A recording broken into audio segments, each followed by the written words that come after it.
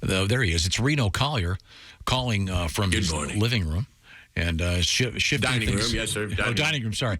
You've shifted things around a little bit, but looking good today. Thank you, buddy. Talked a little bit about your decor. Oh, yes. His decanter, and now he's got a couple wine glasses there. Yeah, those were there. I think I just put the phone in a different place to film this thing. It's so early, man. Why do you guys get up so early? You're not fishing or you don't have a flight? Yeah. This feels so weird. Did we pull you out of Did we pull you out of some depraved sex dream? Yeah. I only wish, my friend. With my IBS, I dream about like car chases and fires and stuff. Really? That's interesting. That's what they say. Hot peppers and messed up stomach. You have crazy dreams. Oh. I did not know that. Yeah, spicy food can give you crazy dreams. Yeah, there are a couple of medications that can cause that. Do you like spicy food? Is that what I'm hearing? The hotter, the better? Yes, sir. Very, very much. I can't taste anything. No, I don't know if it's... No, you don't need this, Reno. You have a personality. People who don't have personalities go, I can eat 8 hot peppers. See, that's what they do.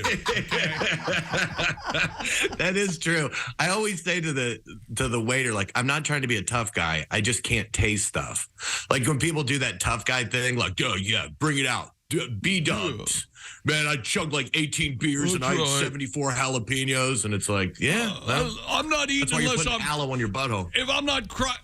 Aloe on your butthole. Isn't there a song, Pat? Hello. You say hello. On your butthole makes me happy. Wait a minute, that was something else. That was just lovely, gentlemen. So now, I know you're a big grill guy. Yes, sir. He's got a big grill, yeah. You're not the tooth thing. He's a barbecue artist, and he's promised he's going to make us an alligator one of these days. No. Dude, I'd love to. I just got a new Blackstone. Nice. Yes. I I use it for the first time. Scallops and a fillet and yeah. Okay, well, sounds good. Sounds good.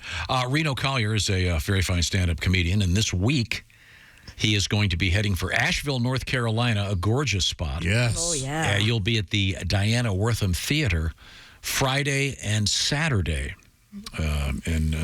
Is this have you been to this theater before? No, sir, and I'd appreciate no questions. Thank you. Oh, boy. Okay. If you word it that way, is this the theater where the audience has to all be naked? Oh, no, just the performer. Okay. Yeah. No, I'm just kidding. They don't want to see that. Okay. Beautiful Asheville, North Carolina, and once again, this Friday and Saturday. So what else is new in your life, Reno? Nothing, man. Just plugging along. I enjoyed not being on the road for the past week and a half, and got a little golf in and put some seed down and some weed killer, and man, really exciting things. Very exciting. What are you doing on vacation? This is grass seed, not weed seed. We need to make that clear. Yeah, grass seed. Yeah. In honor of Willie's 90th birthday, I just turned my entire yard into a weed field. Yeah, Willie Nelson had a huge birthday celebration. Boy, anybody and everybody was there this weekend. Some amazing 90. guests. Yeah. Yeah. And dude, he's my favorite artist of all time, but I never would have guessed. I thought when I was like 8, he was 90. Yeah. Yeah, he always did have that old man feel. Sure.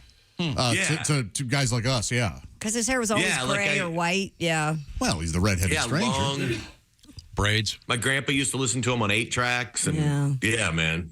Love that dude. There's a great picture on social media of he and his son, I believe, playing dominoes. It's like, you just don't think of Willie Nelson. By the way, his son also an old man. Okay, go ahead.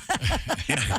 No, he's been like a domino junkie forever. When he lived in Abbott, Texas. Sorry, I've read quite How a the few heck did you biographies. know that? That's amazing. Well, he used to do a radio show out of this little gas station in Abbott, Texas, and they'd sit in there and play dominoes and drink beer and tequila and stuff like that. Yeah, it's like right off a highway somewhere. Yeah, man, that guy, I've read a lot about him, and what a solid dude. And his son, Lucas, is a face-melting guitar player. Freaking killer. And sounds a lot like him. He sounds very much like him, yeah. Yeah. Kind of that nasally old school. I've always had this theory that, like, if you're good looking, you're not a country singer. You know what I mean? I get what you're saying. I think George Strait, when he walked out, didn't go, hey, boo, get him off. He's an ugly man. This handsome No, guy. but I mean, he doesn't dress like a fruitcake. Like he looks like a man. Right. No, I know what you're saying. He's like talking about I'm old trying to be school careful country. here, but country. Yeah. You're talking about your Eric Churches now, that kind of thing. Well, you're trying to be these guys, careful, it's like- and you realize you use the term fruitcake. You understand that? That's a food. Okay. I'm just saying, a lot of these guys now look like they're in a shampoo commercial or something. They're Right, too good right. looking and they don't sing and they have auto tune and all that. Chris Christopherson never had auto tune. That's obvious. You know what I mean? Oh, he had a great- I almost I sounded love like his voice. Tim Wilson when I said that. Chris Christopherson couldn't sing, and neither can I. Damn it. I'm getting all fired up. Chris was out there and he did a tune. Yeah, with Willie. And tune. Well, Chris has some, I think, possibly dementia issues. Is I that don't know. Oh, really? I think so. I think something's going on. Really? I 9 love- years He old, was able to smoked pot sing. for 70 of it. It's dementia. Silver tongue devil, he? But Great, one of the greatest songwriters of all time. No doubt. Yes. as is Willie. Well, let's Yeah. get to it. As you can tell, we're talking to a Southern gentleman. He is Reno Collier, and you've got a feature you call the Country Fried Take. I do, yes, sir. So it seems that as a society, we have lost touch with how to get our point across. A simple discussion has become an arena to act like a completely out of control toddler. Just hearing someone else's opinion sends people into a seizure-like anger nowadays. People say things like, words are violence.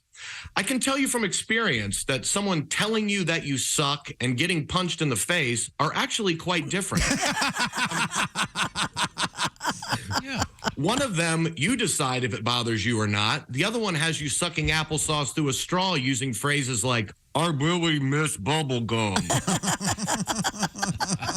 and when did not having to listen to the other side become a win in an argument?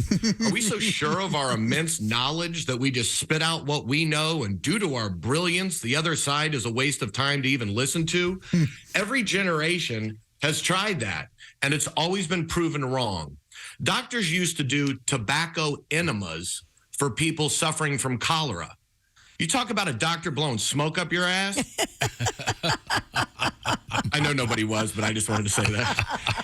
In the bloodstream to increase, and then in the late 1800s, they were injecting people with milk into their bloodstream to increase white blood cells. Wow. Ooh. Yeah. And guess what? They were positive they were right.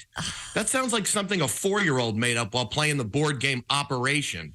Hey, Mom, I poured my cereal in his heart hole and stuck a cigarette in his ass. He feels way better. We need to be able to talk things through open and honestly and admit we don't know everything. Clearly, those doctors were wrong. That secondhand smoke would have caused ass cancer for sure. That's how we got the phrase cigarette butt. Nothing? Well, you didn't. Yeah, that's cute. I'll just sit there and listen to the rest of it. Now, the literal definition of argue is to give reasons or cite evidence in support of an idea, action, or theory with the aim of persuading others to share your view. Persuading others to share your view, to get them to join your team. When a company wants to entice you to come work with them, they don't invite you into an interview like, hey, have a seat, Jim, you fat ass. Your wife's ugly and your kids are stupid. Now that that's out of the way, how would you like to join our team here at A Place for Mom? Thank you, Christy. And being the loudest doesn't mean you won an argument. You may shut the other person down, but you didn't move the needle in your favor. You just look like an uninformed child having a temper tantrum. Why not go all in? Stick your fingers in your ears, close your eyes so no one can see you, and just yell out, blah, blah, blah, I can't hear you, blah, blah, blah, I made Big Boy Brown. And just because something rhymes doesn't make it right. We learned that with if it doesn't fit, you must acquit. Are we so stupid that we're like, ooh, I love nursery rhymes. I'll go with acquit. I know he killed 2 people, but it's so fun to say.